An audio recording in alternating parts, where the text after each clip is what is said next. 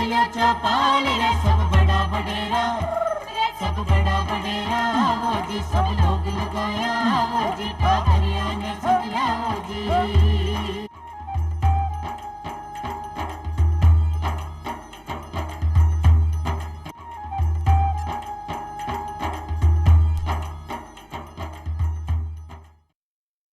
चौपाल देखने वाला सबला दर्शका ने राम राम सा। जी हाँ कि आप सबने पता है चौपाल में हमेशा नया नया विषय आप लेकर आवा हाँ जिपे आप चर्चा करा हाँ। कभी स्वास्थ्य संबंधी शिक्षा हो वह, कभी कानून संबंधी, कभी अपना अधिकार, कभी अपना महिलाओं के उत्थान की बात करा हाँ, तो कभी अपना टावर के लिए जो नई नई योजनाएं आई हैं बीका बारा में। लेकिन आज की चर्चा आप राखी है भविष्य की ऊर्जा, सौर ऊर्जा। अब सौर ऊर्जा कहीं है जिन्हें आजकल हर बच्चा ने भी पता है कि भाई जो सूरज से अपनी रोशनी आ रही है, तपन आ रही है, बी को इस्तेमाल कर आप बिजली बनावा। बिजली आपने हर उपकरण में काम आवे, अपना घर घर में, अपना खेती बाड़ी में भी बिजली को काम आवे, कोई इंडस्ट्रियल एरिया है बठे भी काम आवे, तो वो आप किया बना सका हाँ। बी के लिए सरकार की तरफ से आपने कितनों अनुदान मिले हैं कि आप घर माए भी ऐसो सेटअप लगा सका है। ई की पूरी चर्चा लेकर आए हैं आज की चौपाल में, और चर्चा करवा के लिए मैं आमंत्रित किया है नवल किशोर गुप्ता साहब ने, जो कि तकनीकी प्रबंधक हैं राजस्थान अक्षय ऊर्जा निगम माए। नवल जी था को बहुत बहुत स्वागत है चौपाल में। जी हाँ कि आज की चर्चा आप सौर ऊर्जा के ऊपर कर रहे हैं, तो आपसे पहला सवाल आए ही कि भाई सौर ऊर्जा है काई और इको उपयोग आप क्या कर सका। सौर ऊर्जा की अगर तकनीक की हम बात करें तो सौर ऊर्जा जो सूरज से जो हमें ऊर्जा मिल रही है उसको किस प्रकार से हमें इलेक्ट्रिसिटी में बदलें, उसकी जो तकनीक है वो फोटोवोल्टिक टेक्नोलॉजी होती है। सूरज से हमें जो रोशनी प्राप्त हो रही है वो ऊर्जा के पैकेट्स होते हैं। तो इसकी जो तकनीक है फोटोवोल्टिक, उसमें सिलिकॉन से हमारे सेल बनते हैं और उससे पैनल बनते हैं। इन सिलिकॉन के पैनल्स का ये उपयोग है कि पैकेट्स को ये इलेक्ट्रिसिटी में बदलते हैं। उसी इलेक्ट्रिसिटी को हम ग्रिड में डालकर अपने घरों तक और फैक्ट्रियों तक और जहाँ इसका उपयोग करना है वहाँ तक हम इसको लेकर जाते हैं। तो सौर ऊर्जा को मतलब लाभ का ही हो सके है, क्योंकि अभी तो आप बिजली को इस्तेमाल कर रहे हैं और हर घर में रोशनी है और आप सारी चीज़ों को इस्तेमाल है, लेकिन अगर सौर ऊर्जा लगावा तो विशेष फायदों का ही है। सौर ऊर्जा क्योंकि पूरी दुनिया में हर इंसान को हर छत पे हर शहर में अवेलेबल है। अभी तक हम देखते हुए आए कि जितनी भी बिजली का उत्पादन होता है या तो जहाँ पे कोल उपलब्ध है वहाँ पे होगा, या जहाँ पानी उपलब्ध है वहाँ होगा, जहाँ न्यूक्लियर पावर प्लांट है वहाँ बिजली बना के फिर हमें दूर स्थानों पर उसके उपयोग के लिए ले जाना पड़ता है। लेकिन सौर ऊर्जा हमें हर घर की छत पे अवेलेबल है। इसका फ़ायदा यह है कि हम पैनल्स लगा के अपने घर पर ही जहाँ पे बिजली का उपयोग होना है वहीं पर हम बिजली उत्पादन करके इसका बड़ा आसानी से उपयोग कर सकते हैं। जैसे जैसे सौर ऊर्जा का प्रसार होता जा रहा है इसकी जो कॉस्टिंग है वो बड़ी अफोर्डेबल सीमा में आती जा रही है। आम जनता भी जो है अब इसके उपयोग को समझ गई है। धीरे धीरे जैसे जैसे बिजली महंगी होती जा रही है सोलर की ऊर्जा जो है वो सस्ती होती जा रही है। तो अगर हम पैसों की दृष्टि से बात करें तो यह बहुत सस्ती होती जा रही है। आज बड़ी बड़ी इंडस्ट्रीज़ को कह लो या एक आम जनता में घर के किसी भी बिजली के बिल को देख लें हम, तो बिजली का बिल जो है इससे घटकर 20-25% पर ही आ जाता है। तो इसके उपयोग को आप आम जनता भी समझ गई है, उद्योगपति भी समझ चुके हैं, इसलिए सभी लोग बढ़ चढ़ कर इसका उपयोग कर रहे हैं। जी, तो मतलब अपनी जेब के लिए बहुत किफ़ायती है, क्योंकि बिजली आपने महंगी पड़ रही है, और अगर आप सोलर पैनल अपना घर में ही लगवा लें या अपने खेत में लगवा लें तो अपनी खेती बाड़ी भी आसान हो जाए, और जो घर में आ रही ऊर्जा है, जो अपनी बिजली की खपत है, वो भी कम हो सके, आप लोग खर्चों कम हो सके। बिल्कुल। अभी जैसे ग्रिड में सप्लाई कम अवेलेबल है तो कई बार कटौती हो जाती है, लेकिन अगर हमारी छत पर ही पैनल लगे हुए हैं तो हम अपनी बिजली का खुद उत्पादन कर रहे हैं, हम किसी पर निर्भर नहीं है। दूसरा, वितरण निगम या सरकार की बात करें तो जब हम अपनी बिजली खुद बनाएंगे तो हमारे प्रति जो जिम्मेदारी है डिस्कॉम की वो उसमें भी हम थोड़ा मदद करते हैं कि उनके ऊपर हमारी निर्भरता कम हो जी। और जो बड़े बड़े बिजली के संयंत्र स्थापित करने पड़ते हैं, बड़े बड़े सिस्टम बनाने पड़ते हैं, उनके रखरखाव के लिए स्टाफ रखने पड़ते हैं, उनसे भी छुटकारा मिल जाता है, क्योंकि हम अपनी बिजली खुद ही बना रहे हैं, खुद ही मेंटेन कर रहे हैं और खुद ही उसका उपयोग कर रहे हैं। और इनमें कोई बिजली कटवा को भी वो नहीं है, क्योंकि हर समय सूरज की रोशनी तो आती ही है और बी से आप बिजली बना सकें। बिल्कुल। तो अमूमन या आपके अनुमान है नवल जी कि आप एक दिन में कितनी ऊर्जा उत्पन्न कर सका सोलर पैनल के जरिए? अभी 1 किलोवाट का जो पैनल लगाते हैं उस 1 किलोवाट से हम 5 यूनिट बिजली रोजाना उत्पादन कर सकते हैं। नॉर्मली एक 4 आदमी की फैमिली जो होती है उसका उपयोग 5-6 यूनिट से ज़्यादा नहीं होता है एक दिन का, और जिसके पास कुछ ज़्यादा उपकरण है वो 10 से 12 यूनिट इस्तेमाल कर लेगा। तो एक आम भारतीय नागरिक की हम बात करें तो एक परिवार में 3 किलोवाट का सिस्टम बहुत होता है। उस 3 किलोवाट के सिस्टम से वो आराम से अपनी बिजली का बिल जीरो कर सकता है। तो अगर आप आज की तारीख में अगर 8-10 रुपये जो यूनिट का बिल आता है उसको आप जीरो कर लें तो आपके बिल पे बहुत, आपकी पॉकेट पे बहुत बड़ा फायदा होता है। असर पड़ेगा। इसके साथ ही ये सोलर रूफटॉप जो योजना आई है आई है कि हर व्यक्ति किया जोड़ सके, अपना घर की छत पे ही लगवा सके। हाँ। आ योजना का आई है। जैसे हम देख ही रहे हैं कि सोलर एनर्जी जो है वो हर घर पे अवेलेबल है, और सोलर एनर्जी का जो सबसे ज़्यादा अच्छा उपयोग जो है वो है कि इसको डिसेंट्रलाइज या विकेंद्रीकृत रूप में हर आदमी जहाँ पे इसका उपयोग होना वहीं पे इसके पैनल्स को लगा दिया जाए, तो वो इसका सबसे उत्तम उपयोग है। तो सोलर रूफटॉप में क्या होता है कि अपने जो बिजली का कनेक्शन ऑलरेडी आ रखा है, हम वितरण निगम से बिजली ले रहे हैं, हम अपनी छत पर सोलर पैनल लगाकर अपनी बिजली उपयोग कर लेते हैं। जितनी बिजली हम कर सकते हैं उसको हम उपयोग कर लेंगे, बाकी बिजली को हम ग्रिड में डाल देते हैं। जब रात होती है तो उस बिजली को हम वापस से उपयोग कर लेते हैं। तो ये रूफटॉप स्कीम जो है ये भारत सरकार की चलाई हुई स्कीम है, पूरे देश में चलती है। इसके तहत भारत सरकार अनुदान भी उपलब्ध करवा रही है। 3 किलोवाट तक के जो प्लांट होते हैं उन पे 40% की सब्सिडी है, और 3 किलोवाट से ऊपर 10 किलोवाट तक ये सब्सिडी मिलती है, तो उसमें 20% की सब्सिडी है। तो इसमें 20, अगर 10 किलोवाट से ऊपर कोई लगाना चाहता है तो उस पर कोई सब्सिडी नहीं मिलती है। नॉर्मली 5 किलोवाट तक मैक्सिमम लोड कवर हो जाते हैं, और ज़्यादा लग्जरी लोग जो होते हैं उनको फिर वो अपना बिल पे कर सकते हैं। तो अगर कोई घरेलू उपयोग के लिए सोलर प्लांट अपने घर में लगाना चाहे तो वो कटे अनुदान कर सके या आवेदन कर सके है? इसके लिए 2 तरीके से सरकार की स्कीमें चलती हैं। एक तो भारत सरकार ने, क्योंकि इसके इम्प्लीमेंटेशन में बहुत छोटे छोटे प्रोजेक्ट होते हैं, वितरण निगमों में काफ़ी सारे काम होते हैं, तो भारत सरकार ने इसके कामों में जो दिक्कत आती है उसको कम करने के लिए एक नेशनल पोर्टल लॉन्च किया हुआ है जी। उस नेशनल पोर्टल पर कोई भी आम नागरिक अपने किसी भी कॉन्ट्रैक्टर को पकड़कर उससे अपनी सारी बातें तय करने के बाद कि कितनी रेट में लगाएगा, किस तरह के पैनल सिस्टम लगाएगा, वो सब तय करने के बाद में उस नेशनल पोर्टल पे वो अप्लाई कर सकता है। उस नेशनल पोर्टल पे जाके जब उसकी एप्लीकेशन को डिस्कॉम में चली जाएगी और डिस्कॉम से एनओसी आने के बाद में वो अपना प्रोजेक्ट लगवा सकता है। इस पोर्टल के जरिए जो भी सब्सिडी मिलनी है भारत सरकार से वो सीधा लाभार्थी के अकाउंट में आती है। तो प्रारंभिक रूप से पूरा पैसा लाभार्थी को खर्च करना है, और जो भी बिना किसी बिचौलिए के जो भी सब्सिडी आनी है वो सब्सिडी सीधे उसके अकाउंट में आ जाती है। बिल्कुल पारदर्शी तरीका है, बहुत कम समय में प्लांट को लगाया जा सकता है, और जो भी उसके अंदर सिस्टम लगेगा वो सरकार की नज़र में रहता है, इसलिए किसी भी प्रकार के धोखेबाजी की कोई गुंजाइश ही नहीं है। तो आप ऑनलाइन आवेदन कर सका हाँ, और जो सरकार की तरफ से योजना है बी में जितना प्रतिशत आपने अनुदान मिलना है वो सीधे आपका अकाउंट में आ सके है, बनिस्बत इसके कि पहले आपने खर्चो कर दियो, फिर जो भी आपको खर्चो आयो है बी को जितनो भी प्रतिशत आपने मिलेगो वो सीधे आपके अकाउंट में मिलेगो, तो कोई परेशानी वाली बात ही नहीं। एक है कुसुम योजना जिसके जरिए भी आप या सौर ऊर्जा को उपयोग कर सका या किसान भाइयों के लिए वैसे ही बहुत अच्छी योजना है। तो ई के बारे में भी बताओ कि आ योजना काई है और इको लाभ क्या उठा सका? कुसुम योजना का अगर पूरा नाम हम पढ़ें तो इसमें किसान ऊर्जा सुरक्षा एवं महाउत्थान अभियान, ये इसका पूरा नाम है जी। इसमें 2 शब्द आ रहे हैं। एक तो किसान ऊर्जा सुरक्षा, इसका मतलब इसमें इस प्रकार से प्लांट लगेंगे कि किसान खुद अपनी बिजली का भी उपयोग करेगा और उसको कुछ पैसे भी उसकी आमदनी के रूप में प्राप्त होंगे। इस योजना के तहत 3 कंपोनेंट सरकार ने इसमें बनाए हैं, और तीनों कंपोनेंटों को इस खूबसूरती के साथ डिज़ाइन किया गया है कि ग्रामीण क्षेत्रों के अंदर न केवल बिजली की उपलब्धता बढ़ेगी बल्कि किसानों को उससे आय भी होगी। जैसे कंपोनेंट ए की बात हम करते हैं तो कंपोनेंट ए में 33 केवी ग्रिड स्टेशनों के 5 किलोमीटर की परिधि में 2 मेगावाट तक के सोलर प्लांट स्थापित किए जा सकते हैं। कोई भी किसान जिसके पास में 2 हेक्टेयर प्रति मेगावाट के हिसाब से लैंड उपलब्ध है वो ऑनलाइन पोर्टल के माध्यम से अप्लाई कर सकता है। उसको बैंकों से 70% लोन मिल जाता है बिना कोलेटरल के, और 30% उसको खुद को अरेंज करना पड़ेगा। इसमें किसी प्रकार की सब्सिडी नहीं है, लेकिन 25 साल का अनुबंध होने की वजह से इसमें बिजली बेचने की पूरी गारंटी है। सरकार खरीदती है डिस्कॉम के माध्यम से, और एक बार प्लांट लगने के बाद उसमें कोई भी एक्स्ट्रा खर्चा नहीं होता, केवल O&M की कॉस्ट आती है जो भी मामूली होती है। क्योंकि किसान खुद काम करने का आदी है तो O&M भी वो खुद ही कर लेता है।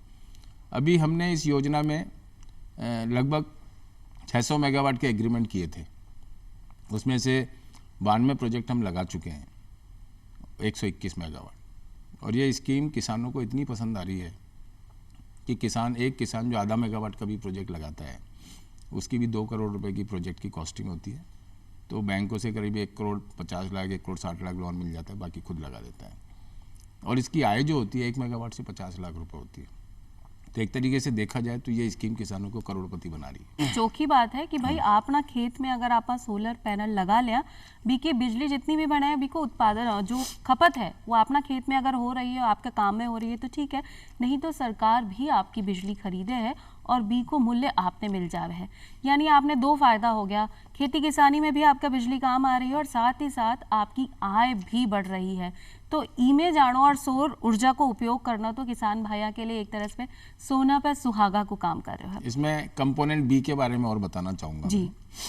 कंपोनेंट बी जो है ये सरकार ने उन क्षेत्रों के लिए बनाई है जहाँ पे बिजली की लाइनें अभी पहुँची नहीं।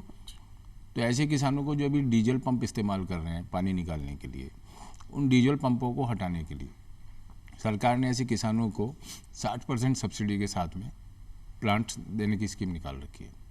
उसमें 40% जो है किसान को खुद को देना पड़ता है और 60% सब्सिडी है। उसमें क्या होता है कि जो भी बिजली बनती है उस बिजली को ना केवल पंप के इस्तेमाल के लिए यूज़ कर सकता है, बल्कि उसके छोटे मोटे जो दूसरे उपकरण हैं उनको चलाने के लिए भी उसको काम में ले सकता है वो। तो उस स्कीम को राजस्थान में बहुत ही पसंद किया जाता है और हम पूरे इंडिया में उसमें नंबर 1 है। इसी प्रकार से कंपोनेंट सी है जिसमें भी कंपोनेंट एक ही तरह ही छोटे प्लांट लगते हैं, उसमें सब्सिडी मिलती है 30%, मैक्सिमम 30% है। अलग अलग सब स्टेशनों पर अलग अलग सब्सिडी है। तो उसमें भी किसान जो है वो अपनी लैंड पे खुद अप्लाई भी कर सकता है कि मैं खुद प्रोजेक्ट लगाऊं, या अपनी लैंड किसी को लीज पे दे सकता है।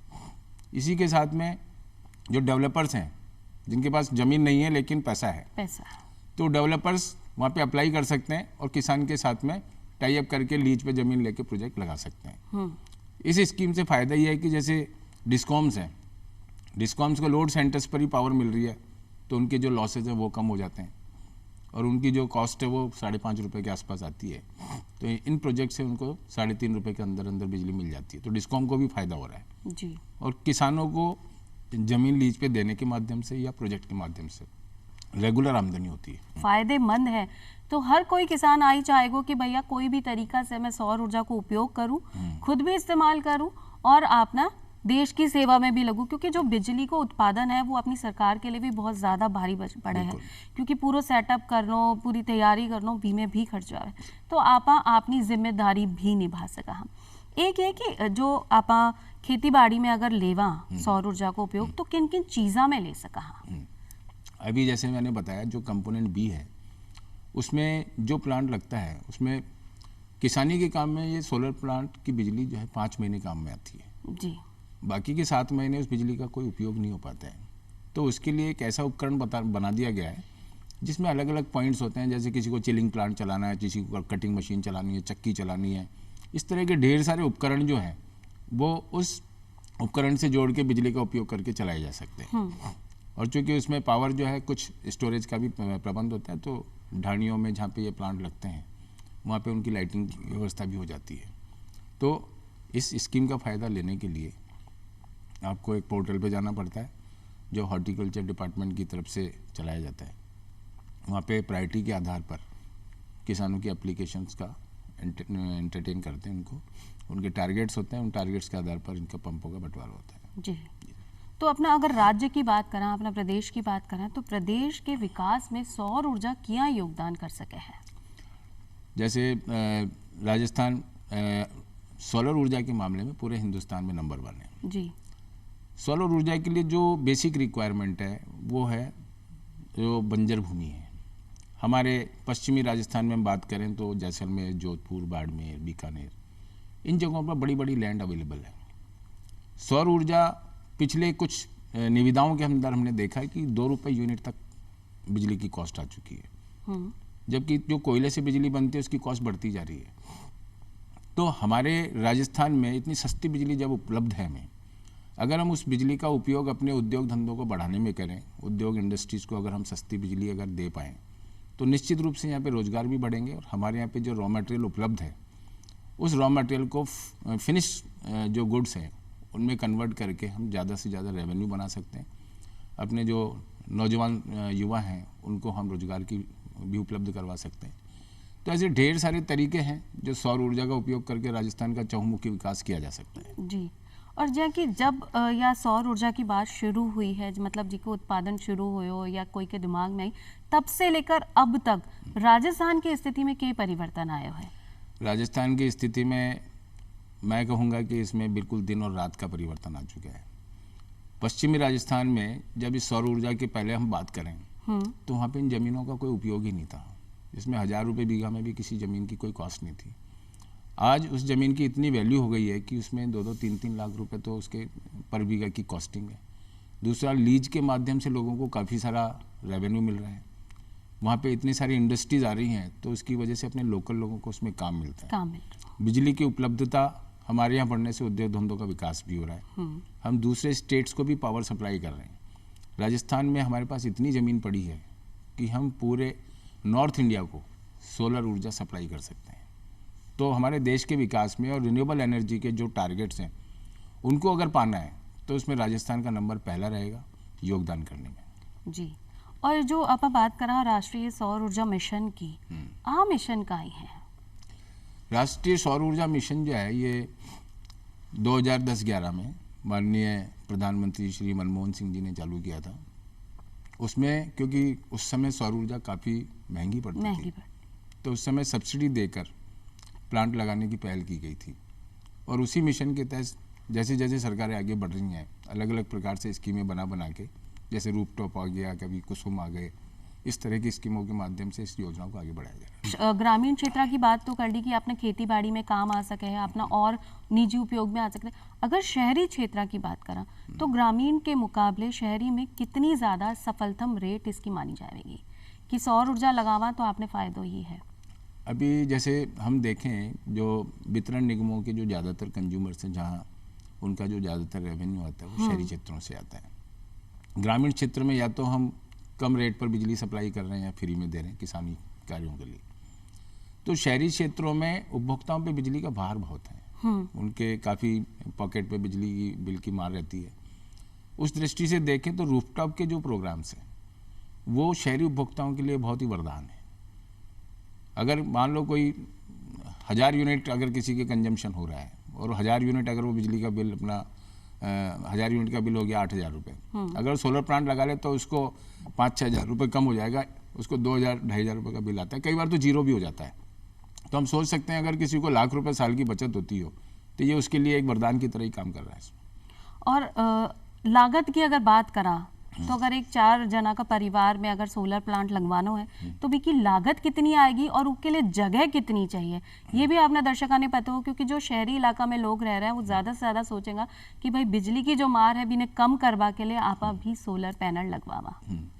एक जो आम भारतीय परिवार है जिसके पास में एक कूलर, फ्रिज, पंखे इस तरह के नॉर्मल लोड होते हैं वो 10 यूनिट एक दिन में कंज्यूम कर सकता है। 300 यूनिट एक महीने में होते हैं। अगर हम 1 किलोवाट का प्लांट लगाते हैं, 1 किलोवाट 5 यूनिट बना देता है, तो 2 किलोवाट वाला आराम से 300 यूनिट बन जाते हैं। तो हम कहेंगे कि 3 किलोवाट का लगा लो जिसमें 40% तो सब्सिडी मिल जाएगी। अभी 50,000 रुपया पर किलोवाट के हिसाब से कॉस्टिंग आती है। अगर उस पर 40% सब्सिडी मिल जाती है तो 30,000 रुपया पर किलोवाट ही पड़ा, तो 90,000 रुपये में आपका प्लांट लग जाएगा। और उस 90,000 रुपये में आपकी हर महीने लगभग 450 यूनिट बनेंगे। और अगर हम बात करें तो लगभग 5,000 यूनिट साल के हो गए, तो 8 पंजे 40,000 रुपये आपको एक साल में बच गए। 90,000 रुपये खर्च हुए, यानी 3 साल में आपका ब्याज से पूरा पैसा वसूल, उसके बाद बिजली फ्री। सही। बिजली की टेंशन से मुक्ति, आपके वितरण निगम पर निर्भरता नहीं।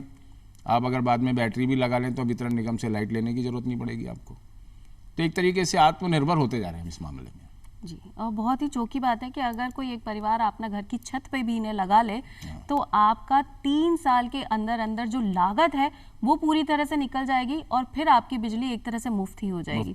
फिर आपने सरकार की तरफ से बिजली लेवा की जरूरत नहीं है।